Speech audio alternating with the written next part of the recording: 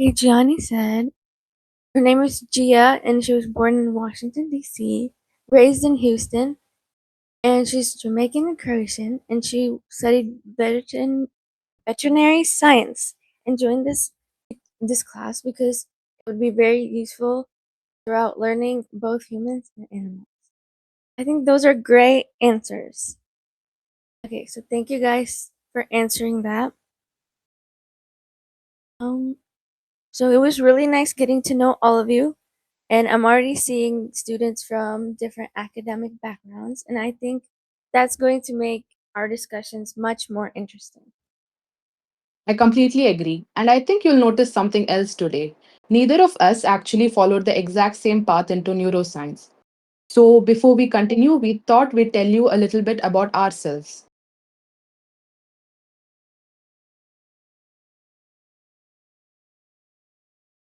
So I'll start. I'm currently on the pre-med track, and I've had the opportunity to study both psychology and neuroscience.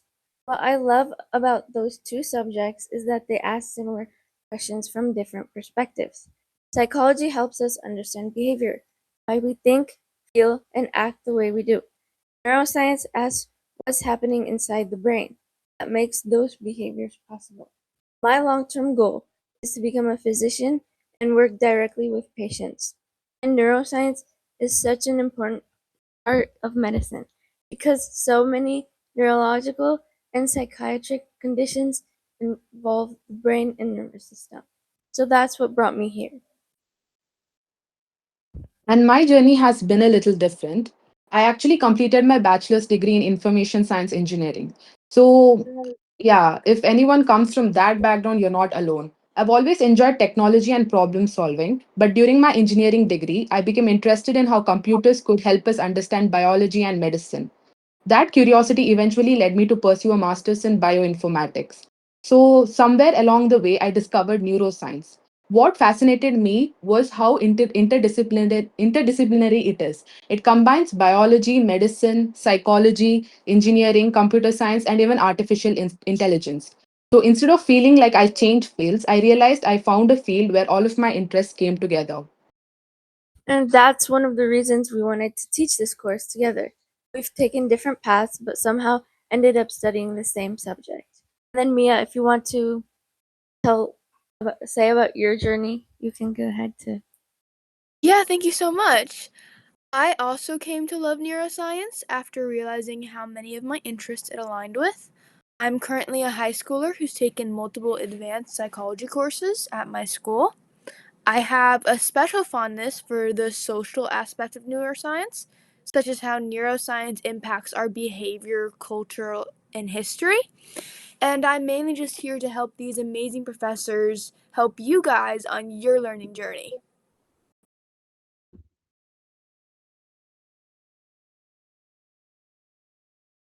So, throughout this course, you'll probably notice that we explain things from slightly different perspectives. I'll naturally connect topics back to psychology and medicine. And I'll probably relate them to technology and computational thinking.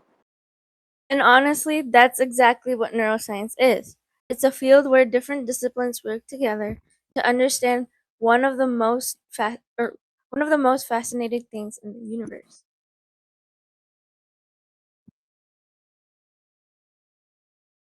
the human brain. Okay. The And human now, brain. yeah.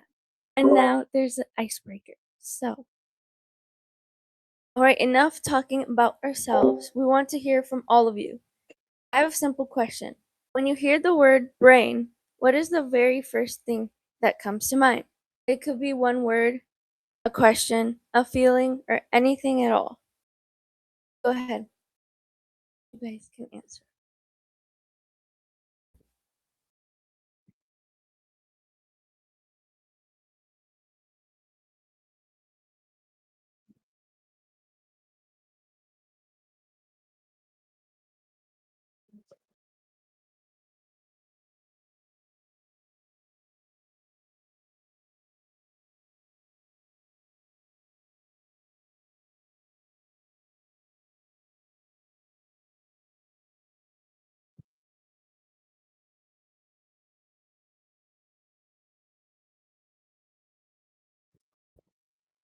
Okay, Gia said that she thinks behavioral adaptations in certain individuals. She thinks of behavioral. Yeah, I think that's a good answer. Anyone else?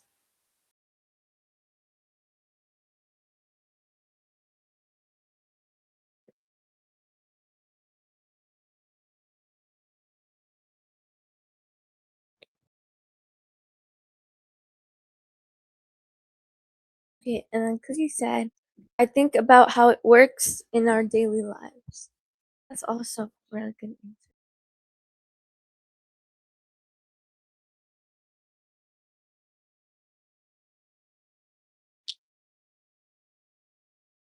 And then Malaya says, I think about how it could affect our mindset. Those are all great answers. Yes, when I think of neuroscience, the words that come into my mind are memory, emotions, dreams, learning, intelligence, consciousness, creativity. And whatever answers you guys gave were really good. And what's interesting is that there really isn't a wrong answer because neuroscience touches every single one of those topics. So without realizing it, you've already described most of what neuroscience tries to understand. Exactly. And that's one of the reasons this field is so exciting. It doesn't focus on just one thing, it asks questions about almost every aspect of what it means to be human. Okay, now let's go over our syllabus for this course. Before we dive into today's topic, let's look at where we are headed for the next several weeks. So today's session was just an introduction. We'll talk about what neuroscience is, why it's important, and get familiar with some basic concepts. Next week, we'll begin exploring the structure and function of the nervous system. That's where we'll learn about the brain, the spinal cord, neurons, glial cells, electrical signaling, and how neurons communicate with one another. Once we understand these foundations, we'll move into sensory systems. So, like how we see, how do we hear, how we taste, and how does the brain interpret information coming from the outside world?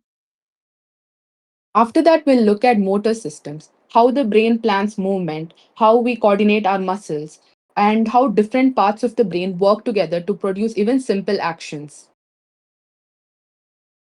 Then we'll move into our topics that people are usually more curious about: memory, learning, language, emotion, and cognition. We'll also spend time discussing modern brain imaging techniques like EEG and functional MRI. We'll see how researchers actually study the living brain. And finally, we'll discuss neurological and psychiatric disorders. And not just what they are, but what neuroscience has taught us about them. So each week builds on the previous one. By the end of this course, you'll have a solid understanding of the fundamentals of neuroscience. So first we'll start with like what neuroscience is: neurons and glia, resting membrane potential, action potentials, synaptic transmission, neurotransmitter and drugs, brain anatomy basics, sensory systems, eye and retina, visual brain, and then we'll go into hearing, balance and touch, pain and movement, brain control of movement, emotion, motivation and reward, sleep, language, attention and mental illness, learning memory, and brain plasticity. Okay, so now, why neuroscience? Now I'd like to start with another question.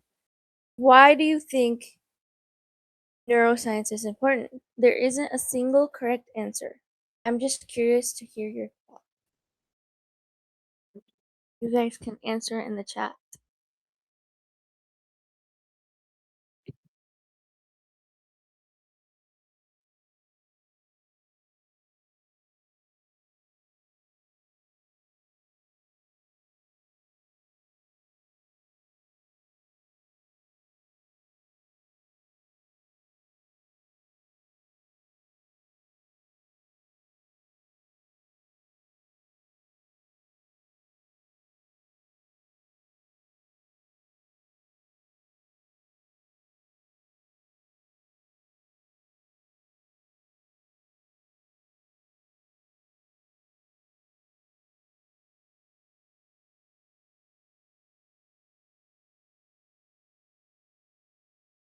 Himalaya says it helps us understand our emotion, feelings, and thoughts.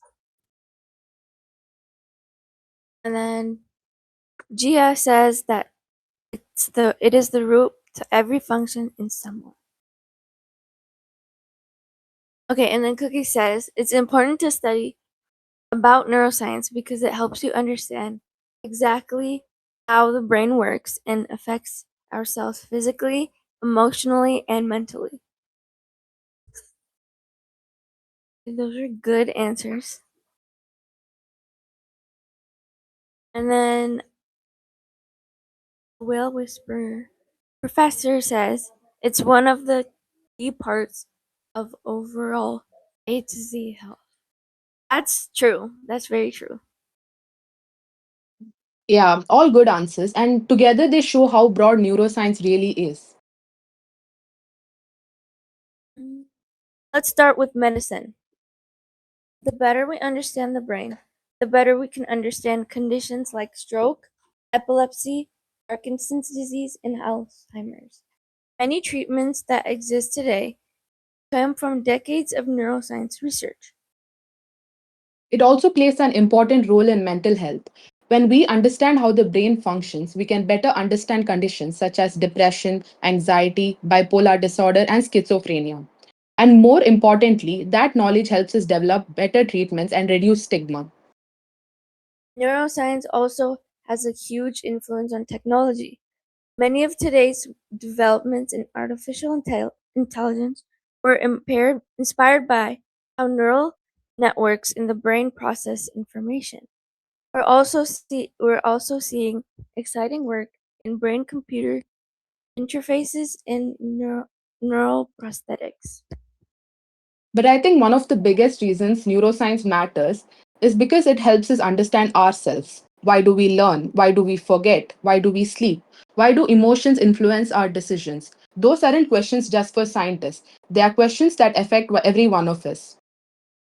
And that's why neuroscience is such a unique field. It connects science with everyday life. The more you learn about the brain, the more you begin to understand yourself. So, now that we have talked about why neuroscience matters, let's answer the next obvious question. What exactly is neuroscience? So, we've spent the last few minutes talking about why neuroscience is important. But we still haven't answered the most obvious question: what exactly is neuroscience? If someone asked you this after today's class, how would you answer? So, what do you guys think is neuroscience, like the definition?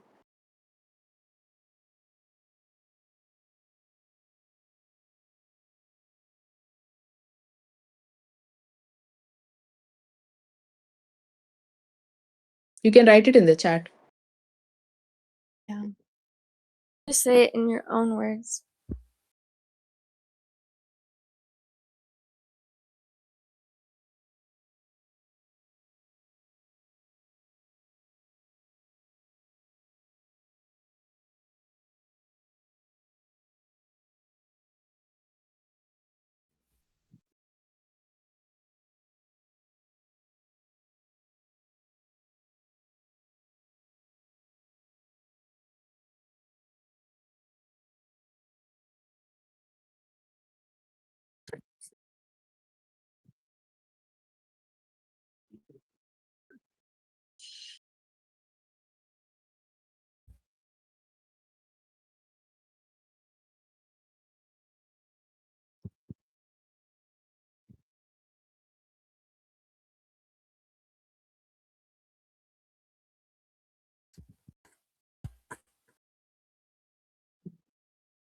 Okay, Malaya says she believes it's the study on how our brain affects our emotions and everyday movement. That's a really good quiz. That's a really good answer, actually. I agree with that.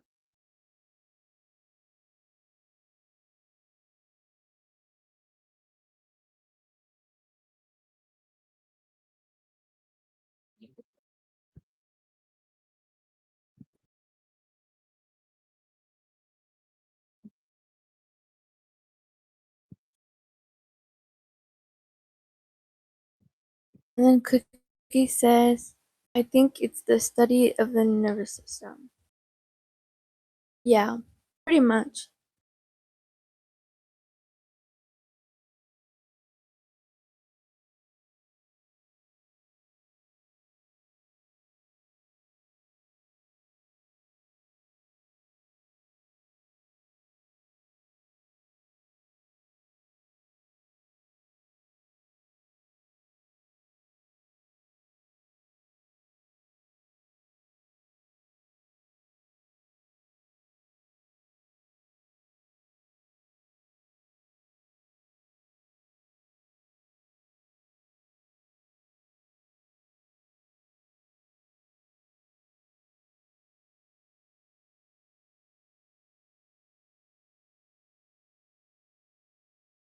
Whisperer said, it's the science how information is collected, stored, processed, and decisions are made and executed.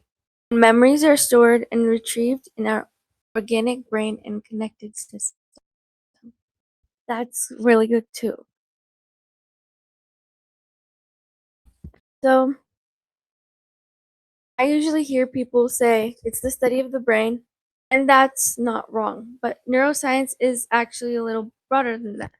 It's the scientific study of the brain and the entire nervous system, like Cookie said.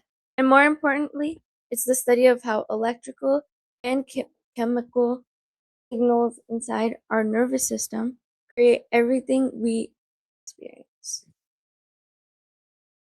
Think about what you've already done today. You woke up, you recognized your surroundings, you probably checked your phone, you've listened to us, you understood what we were saying, you've probably been thinking about questions you want to ask, and none of that happens by accident. It's all made possible by your nervous system. And that's what makes neuroscience such a fascinating field. It connects biology, chemistry, psychology, medicine, and even engineering.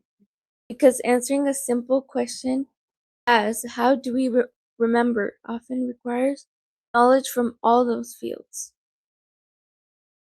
So, throughout this course, we are going to break that one big question into smaller ones. How do neurons communicate? How does the brain process information? How are memories formed? And how do changes in the brain lead to neurological disorders? By the end, you'll see how all of those pieces fit together.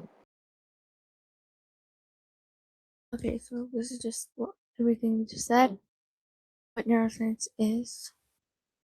Okay, now let's go on to structure. Now let's look at what actually makes up the nervous system. You'll see four main components on the slide. Don't worry about memorizing all of them today. We'll spend the next few weeks exploring each one in detail. Okay, let's start with neurons. Neurons are the basic communication cells of the nervous system. They receive information, process it, and pass it on to the other neurons. You can think of them as the messengers of the brain. Supporting those neurons are the glial cells. For a long time, scientists thought glial cells simply held neurons together, but now we know they do so much more. They provide nutrients, protect neurons, help maintain the environment around them, and even play a role in learning and disease. So glial cells deserve much more credit than they usually get. Individual neurons don't work alone. They form networks. And it's these networks that allows us to recognize faces, speak, solve problems, and even have this conversation. So when we think, we are not using one neuron, we are using entire networks communicating with one another. And finally, at the center of everything are the brain and the spinal cord. The brain processes information and makes decisions, and the spinal cord acts as the main communication highway between the brain and the rest of the body. And together they form what we call the central nervous system. So today, just remember these four building blocks: neurons, glial cells, networks, and the brain and the spinal cord. We'll spend much more time on each one of these in the upcoming weeks. Now let's look at function. So now that we know what the nervous system is made of, let's talk about what it actually does. The first function is regulation of body functions. Most of the things keeping you alive right now, your heartbeat, your breathing, your blood pressure, digestion, you're not consciously controlling any of those. Your nervous system is constantly working behind the scenes. Another major function is processing sensory information. Right now, your eyes are collecting light, your ears are picking up sound, your skin senses temperature and touch, but your brain has to interpret all of that information before it becomes your experience of the world. Next is movement. Something as simple as reaching for your water bottle actually requires multiple brain regions working together. The brain plans the movement, sends signal through the spinal cord, and your muscles carry it out. All of this happens so quickly that we barely notice it. And finally, there are higher cognitive functions. These include learning, memory, language, decision making, problem solving, and even creativity. These are some of the most exciting areas of neuroscience, and we'll spend quite a bit of time exploring all of these later in the course. So, if we had to summarize today's discussion in one sentence, neuroscience is about understanding how the nervous system is built, how it works, and how it gives rise to our thoughts, emotions, and behavior. And before we finish today's session, we thought we'd end with this short video that brings together many of the concepts we just introduced. So I think it will give you a nice overview before we actually start studying everything next week. So, play. The complexity of our nervous system and its processing is why it's plausible to place us on the top of the pyramid, and its study is one of the greatest projects humanity has initiated not so long ago.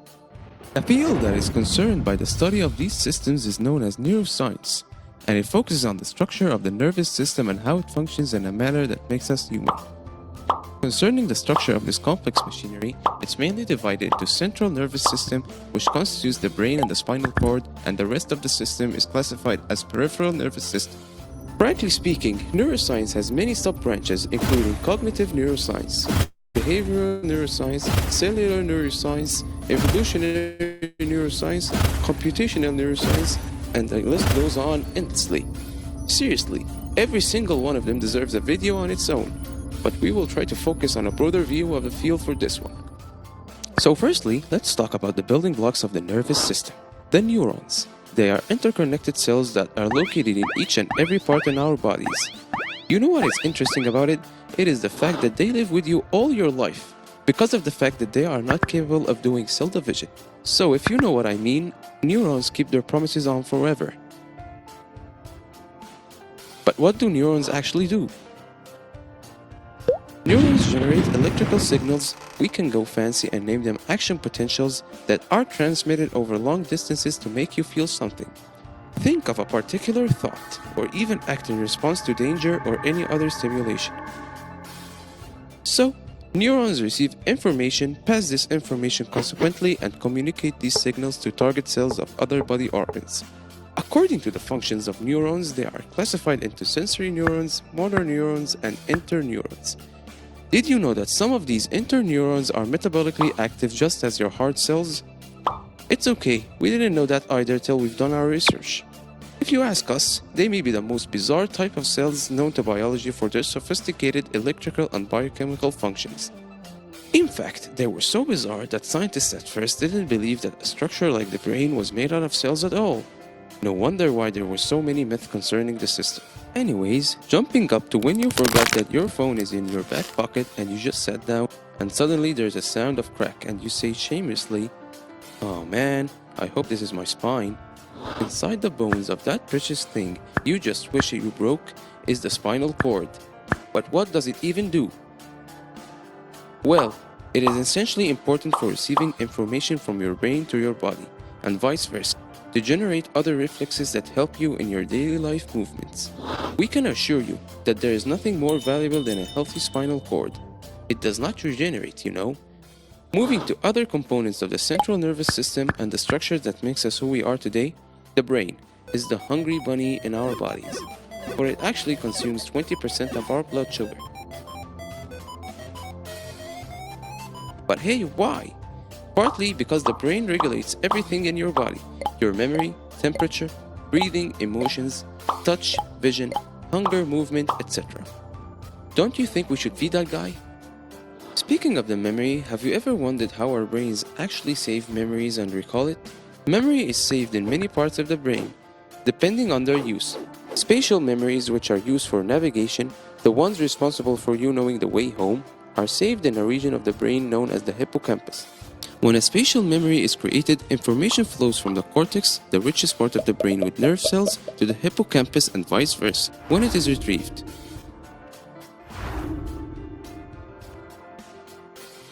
But still, that doesn't answer the question of how memories are created, and this brings us to synapses.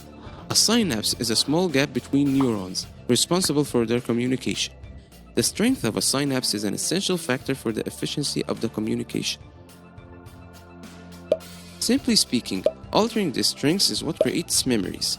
This is why you often hear people saying that learning changes the structure of the brain, and that is not a lie.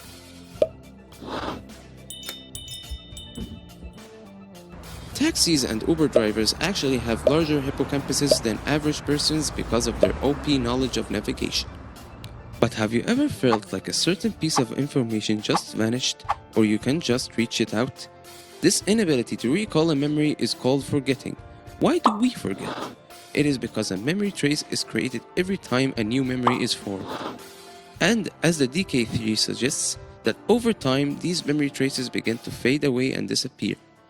In other words, if the information is not retrieved and rehearsed, it will eventually be lost.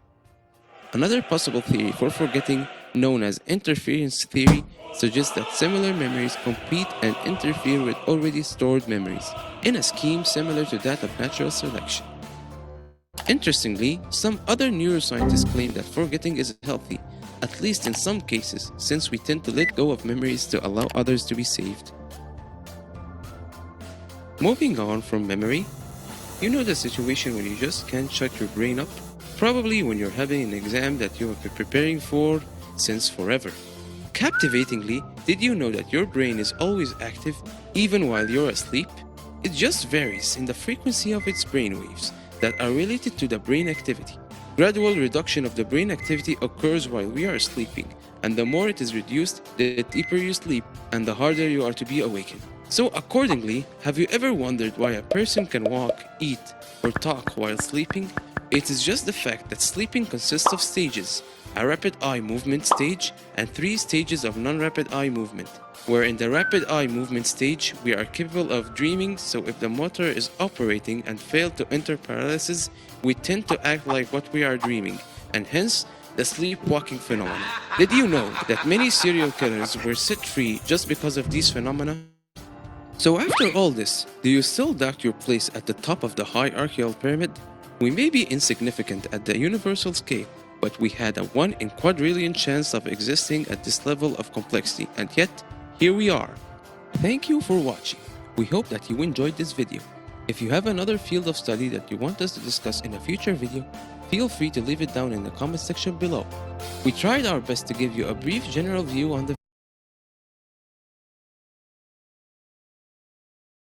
Okay. Hopefully that helped connect some of the ideas we've been discussing today. You probably heard a few terms in the video that we are not expecting you to understand yet, and that's perfectly okay.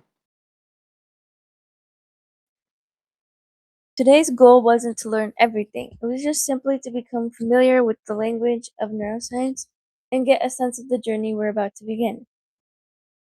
And from next week onwards, we'll start unpacking these concepts one by one. So instead of looking at the brain as one incredibly complex organ, we'll break it into manageable pieces. Which brings us to the final part of today's discussion.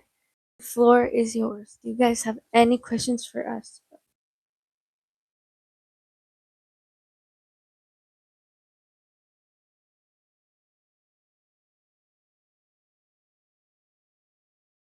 Okay. Do you guys have any questions for us?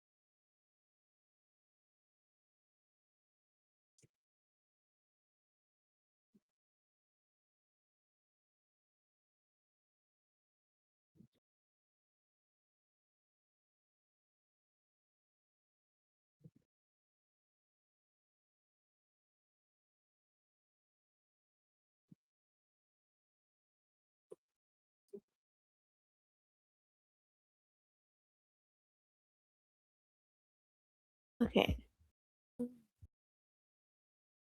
Looks like no one has any questions, so that's good.